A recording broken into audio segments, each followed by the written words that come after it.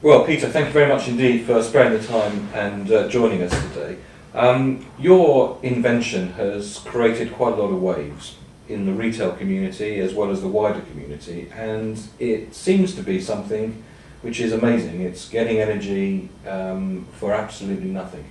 Can you please explain to us how this works? Yes, I most certainly can. I think I should say, of course, that everyone will say there's no such a thing as a free lunch. But I think we are just about as close to a free lunch as you can get. Because what we're using energy that would otherwise be wasted. That is to say, the kinetic energy and the heat and energy from the braking of vehicles. Now basically what happens is that the vehicles, whether they're cars, lorries, buses, whatever, pass over a number of articulating plates which are set in the ground, and there's no disturbance to the vehicle at all. The drivers feel no discomfort, but the weight and the speed of the vehicle presses the plates down, driving a mechanism which has a special generator in it, and that in turn produces the electrical energy. So one of our very large retailers in the UK, Sainsbury's, have just put in this system in one of their new stores. So perhaps you could explain to us why they were interested in it and what they've put in and how it's helping them to contribute to reducing their costs as well as overall reduction of their environmental footprint. Well, of course, Sainsbury's are a very splendid company. They're a very green energy conscious company and very forward-looking, and they wanted a system that would be capable of being installed in a car park that would be able to run some of their equipment, and in this particular instance they're going to run their tills, but there are many other applications for this system in due course. Now of course I've had inquiries from many supermarkets and many other food chains from all over the world, both for their retail side and also for their heavy goods movements, where they store their food and other stock they sell. And there, of course, a lot of these depots have a very large number of heavy trucks moving in throughout the day and the night. Now, of course, there they can power all the systems they've got. They can charge their batteries on their forklifts. They can light their car parks. They can light the warehouse. They can do all sorts of things with it. And this is a matter that's caused a lot of excitement among the retail world. So, to put it simply, you install something in the road, cars or lorries or trucks pass over it, the patented element of your invention converts the movement of the lorry and the truck into energy, and that energy, electricity, is then fed into the store. Absolutely correct. And of course, it's not confined to stores. It can be used in seaports, airports, in traffic, in downtown situations, almost any location, and it will do precisely the same thing. Where you have vehicles, you will have energy. What is it about the Sainsbury's project that I suppose sparked the imagination of Sainsbury's in the first place? Because they're the first people who have developed and put in a system like this in the UK. Well, they read about the technology, and they looked at it. Their engineers looked at it, and they decided that this was a viable alternative to buying energy from the grid, which is not only expensive but also is not green. And of course they want to establish, as most major corporations throughout the world want to establish, their green credentials. So although the system was installed for Sainsbury's this year, its genesis goes back, almost 100 years, doesn't it? It was the first patent in this area was filed with the Patent Office in 1911. Absolutely correct. It was filed in the United States in 1911, and there's been many attempts since that date. And some of the problems that they've faced is their lack of technology in terms of materials.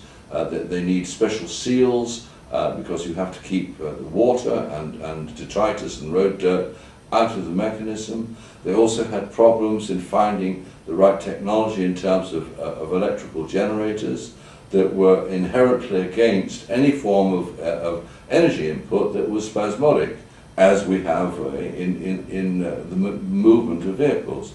That they're not there all the time. They come in rushes and then there's quiet periods and so on. But this is where we've had to overcome this by designing our own generation and developing it too, our own generation system that overcomes that hurdle.